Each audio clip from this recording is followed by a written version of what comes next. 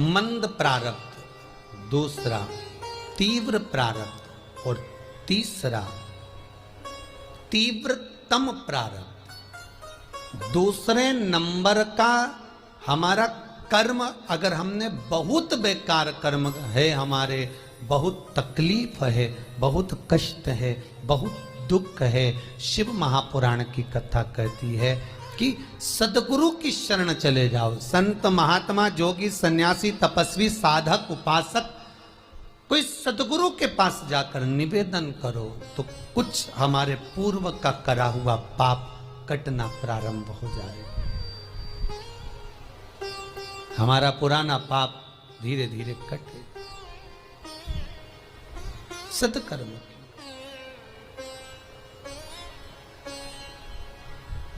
फिर एक निवेदन करूंगा, जीवन में अगर बहुत तकलीफ है, बहुत कष्ट है, आपको पहले भी कहा फिर कहते हैं, पंगात्री पड़ेगी।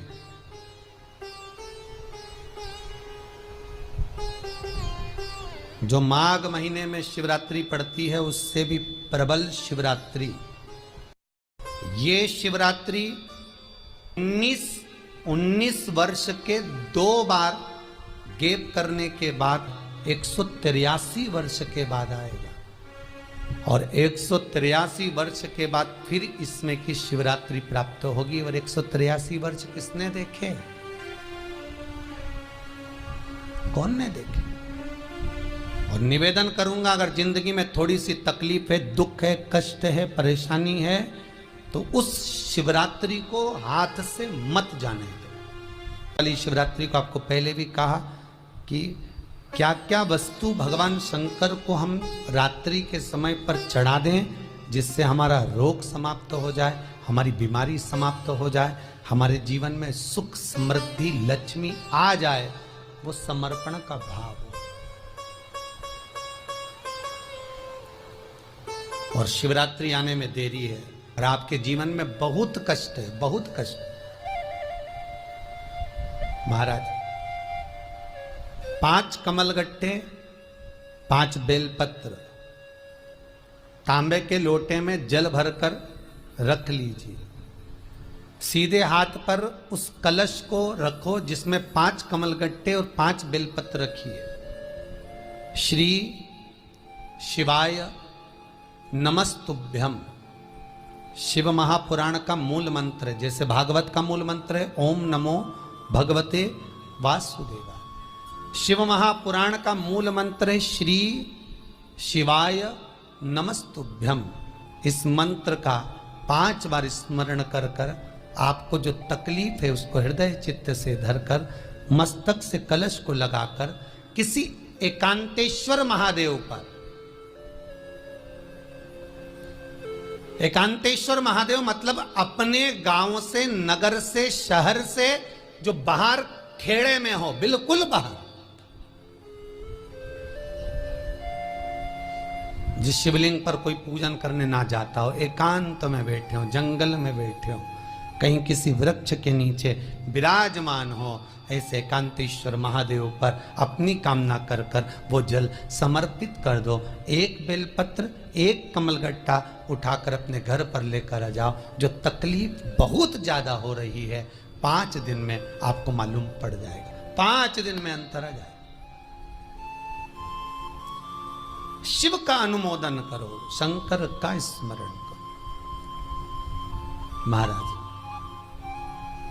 ये अश्विन का जो अधिक मास है 183 वर्ष के बाद वापिस आएगा। योग, ये योग पहले मिल जाता 19 वर्ष में, पर अब मिलेगा 183 वर्ष।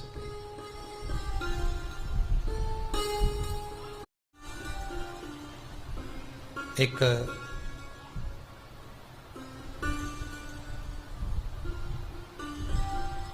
किन्हीं माता जी का एक प्रश्न था, वो ध्यान में नहीं आ रहा है वो कहाँ से थी, कि उन्होंने प्रश्न किया था, व्हाट्सएप पर लिखा हुआ आया था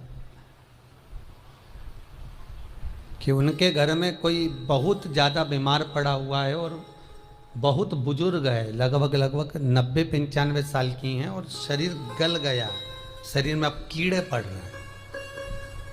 सिस्टर को बुलाते हैं, डॉक्टर को बुलाते हैं, तब उनको साफ करते हैं, शरीर इतना गल चुका है। उसके लिए क्या करना चाहिए?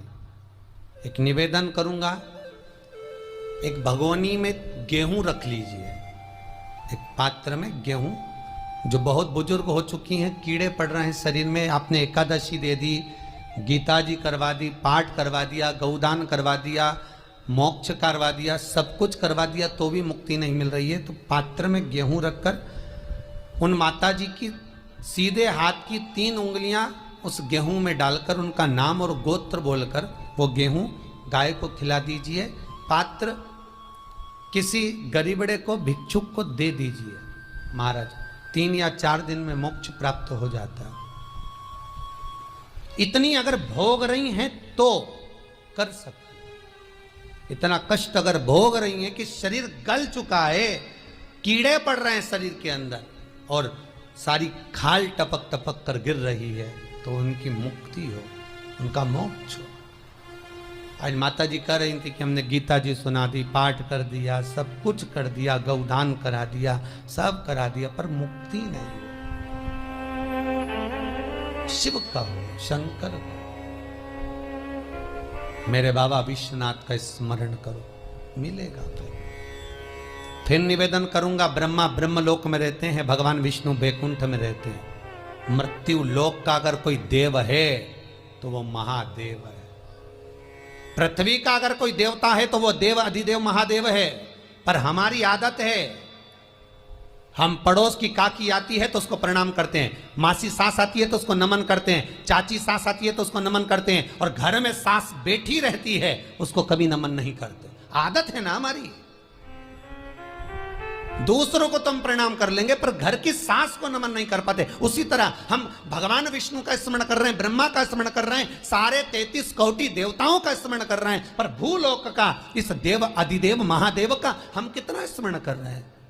हम तो भगवान शंकर के मंदिर में भी जाते हैं तो छल करते हैं, गए मंदिर में, वहां का लोटा उठा लिया, पानी भर लिया, शंकर जी को चढ़ा दिया, लोटा दूसरे का, पानी दूसरे का, मंदिर भी दूसरे का, पानी चढ़ा दिया बस। और इतनी सात्वित्ववान सिर पे पल्लू मल्लू रे कि ऐसे पानी चढ़ाए।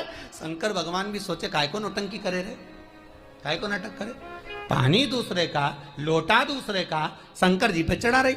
अगर शंकर को जल चढ़ाना है तो घर से लेकर जा, लोटा भी घर से लेकर जा, और अगर मंदिर का पानी लिया है, मंदिर का लोटा लिया है तो 1 रुपए लोटे का किराया, और 1 रुपए जो लाइट जली, पानी भरा जिस पुजारी ने, उसका 2 रुपया दान पेटी में डाल, तब जाकर तू शंकर को पानी चढ़ाएगी, तब शंकर उस जल को स्वीकार करता है। किसी की लगी लगाई थाली मिल जाए पूजन की और तुम सिर पे पल्लू लेके कुंकू चावल रोली बोली सब चढ़ा दो, और बेचारी वो बाद में आए तो देखे तो यहाँ सब साफ, तो क्या भगवान स्वीकार करेगा? भगवान ऐसा स्वीकार नहीं करे। फिर निवेदन है, बरसाती मेंढक मत बनो रे, अच्छे से सेवा करो, थोड़ी करो पर अच्छी करो, घर से पानी लेकर जाओ।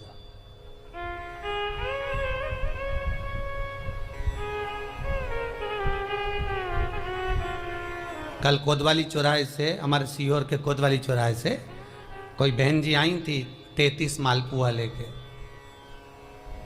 कहे गुरुजी संकल्प करा दो। हमने कहा पानी लाओ, तो क्या तुम्हारे यहाँ नहीं है? हमने कहा हमारे यहाँ तो कुआं है, लिया। चावल लाओ, तो क्या गुरुजी पूजन मंडप में होंगे ना चावल जरा सा। हमने कहा वापिस घर जाओ, निकलो। कितनी बार भागवत सुनी, राजा बलि के दरवाजे पर वामन भगवान खड़े हैं। राजा बलि वामन भगवान से कहता है, प्रभु आपके एक हाथ में छत्र है, दूसरे हाथ में कमंडल है। तो राजा बलि कहता है आपके कमंडल का जल दे दो, मैं संकल्प छोड़ देता हूं। वामन भगवान कहते हैं राजन, अगर मेरे कमंडल का जल लेकर तू संकल्प छोड़ेगा तो वो संकल्प मान्य नहीं होगा, तुझे स्वीकृत नहीं होगा। किसी की लगी लगाई थाली में से कुंकू चावल चढ़ा दोगे तो कुछ मिलना है क्या? अरे बोलो तो।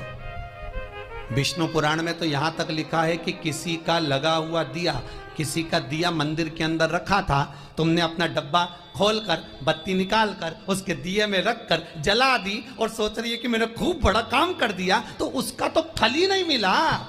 विष्णु पुराण कह रही है, खुद का दिया, खुद की बाती, खुद का दीप अगर जलाती तो फल मिलता। किसी मंदिर में तुम रोज डब्बी लेकर जाओ, बत्ती लेकर जाओ, मना नहीं है, पर उस मंदिर में पहले से 5 दिए, 7 दिए, 11 दिए तुम रखकर आओ तो जलाओ।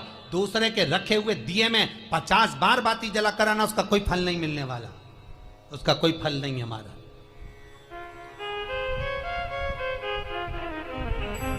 खुद का जल लेकर जाओगे, खुद का लोटा लेकर जाओगे तो फल। यहां तो स्वयं भागवत कह रही है, राजा बलि के सामने वामन भगवान कहते हैं, राजन तेरे कमंडल को लेकर आ, उससे संकल्प छोड़, अगर मेरे जल का संकल्प छोड़ेगा तो उसका कोई फल नहीं मिलने वाला। राजा बलि अंदर गया, जाकर भी उसने कर्म बेकार कर दिया। राजा बलि ने क्या, कमंडल लाना था खुद का, उठा लाया शुक्राचार्य जी का, शुक्राचार्य जी का कमंडल उठाकर लाया, इसलिए शुक्राचार्य जी कमंडल के अंदर जाकर बैठ गए, एक आंख लगाकर देखते रहे, जल बाहर नहीं निकलने दिया शुक्राचार्य जी ने कि मेरे कमंडल का जल कैसे निकल जाए भला। फिर भी राजा नहीं माना, तब एक कुसा खींचकर उसकी टोटी में दी तो शुक्राचार्य जी की आंख फूट गई। शुक्राचार्य जी ने कहा, राजा बलि तू जान नहीं पाया, मेरे कमंडल का जल लेकर गया और मेरी आंख फूटी है, मैं तुझे श्राप देता हूं कि तू सत्ता से विहीन हो जाएगा। राजा बलि की पूरी सत्ता चली गई, पूरी सत्ता मात्र कमंडल के जल के कारण चलेगी। तो आप अगर दान करने जा रहे हो, आप कन्या दान करने जा रहे हो, आप गौ दान करने जा रहे हो, आप वस्त्र दान करने जा रहे हो, आप मालपुए का दान करने जा रहे हो, आप स्वर्ण दान करने जा रहे हो, तो जल चावल आपका होना चाहिए, संकल्प आपका होना चाहिए, दूसरे का नहीं। इसलिए नैमिषारण्य में जो 108 शिव महापुराण की पोथी बिठाई, तो वहां जो संकल्प छूटा आपके घरों में छुड़वाया, घर के अंदर। और 15 अक्टूबर को जो शिवरात्रि का उत्सव रात्रि को 9:20 से 10:20 पर इसी टीवी चैनल पर जो हम कराएंगे, उसका संकल्प आप अपने घर में बैठकर छोड़ना, यहां नहीं, अपने घर में। और अगर कोई यहां आता भी है तो साथ में पानी की बोतल लाओ, चावल लाओ, पूजा की थाली लाओ, फिर बैठो। अपना संकल्प अपना होना चाहिए, उसका फल हजारों गुना प्राप्त होता है। दूसरे का जल, दूसरे का चावल स्वीकार कर लिया, उससे फल की कामना नहीं है, हमारा मिलता नहीं। फिर भले 4 घंटे तक तुम ढोलक बजा बजा के गाओ, तांबा का हंडा में तातो धरा पानी, और नींद आए भोला नवा के रहूंगी, भोले को अपना बना के रहूंगी। शंकर भगवान भी बोले पूरी रात गाए तो भी नहीं आऊं मैं, तो गाय को है भोलेनाथ। शिव को मनाने के लिए आडंबर की जरूरत नहीं है, शंकर को मनाने के लिए बहुत साधना करने की भी जरूरत नहीं है। शंकर तो कहते हैं 3 बार ताली बजा दो, बम बम बोल दो, उतने में भी राजी हूं। पानी नी भी चढ़ाए चलेगा, ताली नी भी बजाए चलेगा, बम बम नी भी बोला चलेगा। शंकर का शिव महापुराण की कथा कहती है, इतना भी ना बने तो मेरे मंदिर के सामने से निकल कर चले जा, उतने में भी कल्याण कर दूंगा। ये भी ना बने तो मेरे मंदिर का शिखर देख ले, शिखर दर्शनम सर्व पाप नाशनम, मात्र शिखर का दर्शन कर लेने पर भी मैं तेरे पाप छिन्न कर देता हूं, समाप्त कर देता हूं, तेरी जिंदगी खुशियों से भर। शिव करें उतने में भी संतुष्टि है।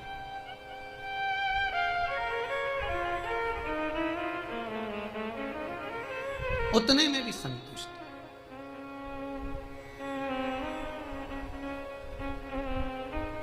शंकर का अनुमोदन करने वाला, शिव का स्मरण करने वाला है।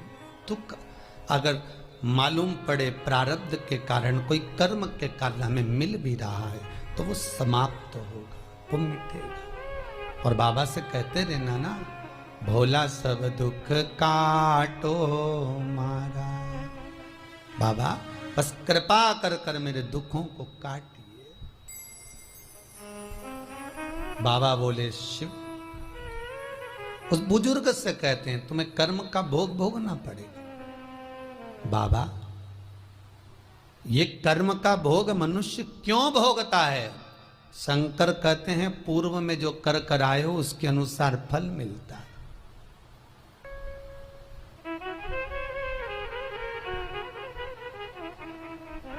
अभी 2 दिन पहले की कथा याद करो, कथा में कहा था खूब भगवान ने धन दे दिया, जिसके घर में 10-10 नौकर लगे हैं, और घर का मालिक इतना चड्डा पहनकर, टी शर्ट पहनकर कुत्ते को छीछी करा रहा है।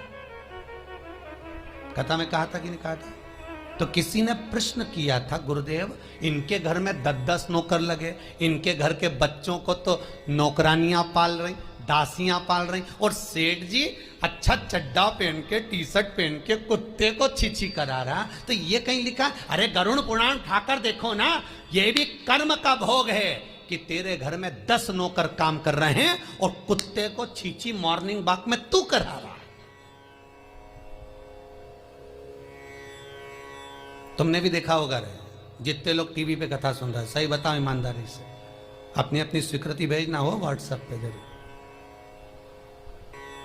देखा होगा कि नहीं देखो, सुबह सुबह लोग कुत्ता इतनी शान से घुमाए, कुत्ता इनंग जाए तो वो इनंग, कुत्ता उधर जाए तो वो उधर। हमें ये समझ में नहीं आया कि ये कुत्ते को घुमा रहा है कि कुत्ता इसे घुमा रहा है। वो इधर जाए उधर, उधर जाए उधर, उधर जाए, कहाँ कर। इसलिए निवेदन, मत बुरे कर्म कर बंदे, वरना पछताएगा। भगवान की आंखों से तू बच नहीं पाएगा, तू बच नहीं पाएगा।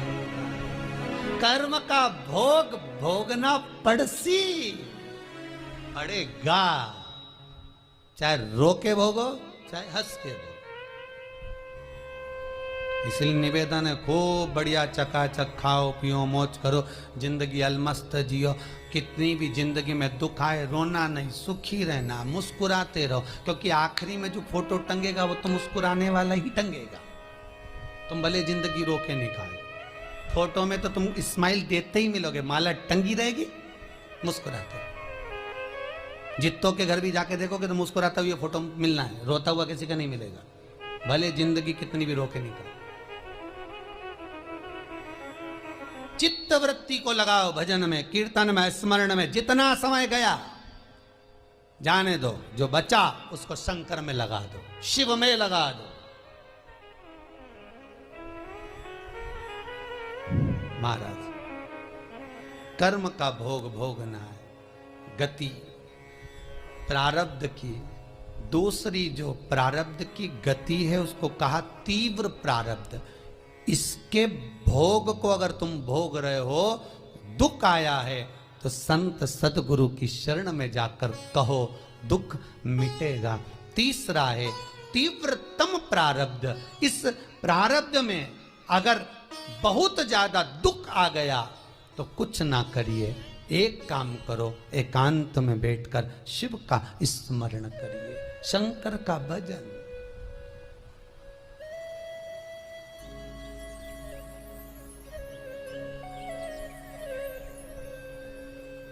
बटकेश्वर महादेव और पिपलेश्वर महादेव,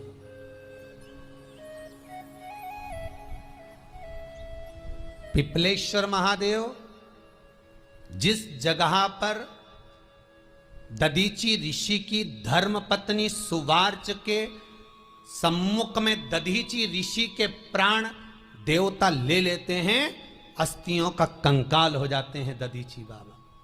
उनकी धर्म पत्नी रोती हुई अपने पेट पर पत्थर मारती है गर्भ को नष्ट करने के लिए। वहां शंकर भगवान प्रकट होते हैं पीपल के पेड़ के नीचे। शिव जी का नाम पिपलेश्वर महादेव हुआ। जो बालक पीपल के पेड़ के नीचे जन्मा उसका नाम पिपलाद हुआ। दो महादेव अपनी पुस्तिका में लिख कर रख लो, एक बटकेश्वर महादेव और एक पिपलेश्वर महादेव। अदालत में कोई कार्रवाई चल रही है, अदालत में कोई केस चल रहा है, अदालत में कोई बात चल रही है, नहीं जीत मिल रही, नहीं विजय मिल रही, हार गए, पेशियां लगा लगा कर एक बार बड़ के पेड़ के नीचे बालू मिट्टी का शिवलिंग बनाकर उसकी पूजन करो। पूजन अर्चना कर कर दही 3 चम्मच नाम लेकर चढ़ाओ जिसके साथ केस चल रहा है, और 3 चम्मच दही चढ़ाकर उस दही को उठा लो और रुमाल पर उसके छापे लगा लो, सफेद रुमाल पर। भगवान शंकर की पूजा अर्चना कर कर जल में विसर्जन कर दो। बटकेश्वर महादेव का नाम लेकर, और उस रुमाल को घड़ी बनाकर रख लो। अगली पेशी जब हो उसको साथ लेकर जाओ, केस जल्दी निपटेगा, विजय प्राप्त होगी। मात्र 3 सोमवार करिए बटकेश्वर का स्मरण। उसी तरह पिपलेश्वर महादेव, कितनी भी बड़ी जिंदगी में रोग हो, चाहे कैंसर जैसा हो, लीवर हो, किडनी हो, कितना भी बड़ा रोग हो, भगवान पिपलेश्वर महादेव का स्मरण करिए। पीपल के पेड़ के नीचे शंकर भगवान के शिवलिंग का निर्माण कर कर उसकी पूजन अर्चना करिए, उस पर शहद चढ़ाइए। पीपल का वृक्ष, आंवले का वृक्ष, शमी का वृक्ष, बेलपत्र का वृक्ष, ये औषधि पूर्ण है महाराज। डॉक्टर ने कह दिया डायलिसिस कराना जरूरी है, तो एक बार इस शिव महापुराण का उपाय जरूर करना।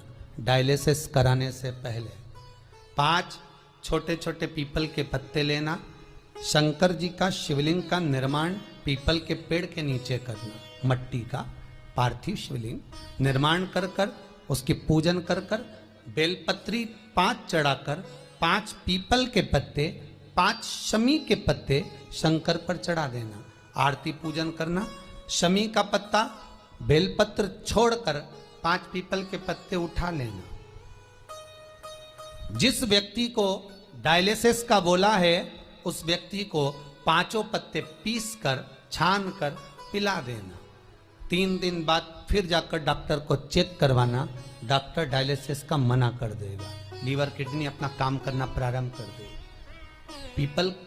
पिपलेश्वर महादेव की पूजन, पीपल के पत्ते की औषधि जीवन का सुख दे जाती है। कोई पिपलेश्वर महादेव सहज नहीं है महाराज। कितना विचित्र वर्णन है, प्रैक्टिकल जरूर करना। सीओर वाला महाराज कहीं झूठ तो नहीं बोल रहा, और व्हाट्सएप पे लिखकर भी भेजना करा कि नहीं करा, क्योंकि शिव महापुराण की लेखनी है। वेद व्यास जी महाराज वर्णन करे, गलत नहीं कर सकते। किसी को बहुत खून निकल रहा है, बहुत एक्सीडेंट हो गया, खून पर खून निकल रहा है, उसको अगर होश है और वो होश में है तो 5 पीपल के पत्ते किसी भी वृक्ष के तोड़कर पिपलेश्वर महादेव का नाम लगकर उसको खिला दो, चबा चबा कर, उसी समय खून निकलना बंद हो जाए, रक्त बंद। पिपलेश्वर महादेव का मात्र स्मरण ही सुख दे जाता है, आनंद की अनुभूति करा देता है। मात्र पिपलेश्वर महादेव। बहुत बड़ा ऑपरेशन कराने जा रहे हो तो उसके 15 दिन पहले पिपलेश्वर महादेव का पूजन कर कर, अर्चना कर कर, भगवान शिव का स्मरण कर कर, पीपल के पत्ते की माला बनाकर हनुमान जी को चढ़ाकर फिर ऑपरेशन के लिए जाओ, जिससे दूसरी बार ऑपरेशन की जरूरत ना पड़े। शरीर का जिसका ऑपरेशन है वो अच्छा हो जाए, श्रेष्ठ हो। पिपलेश्वर महादेव, भगवान शिव, ओघड़ दानी, शंकर।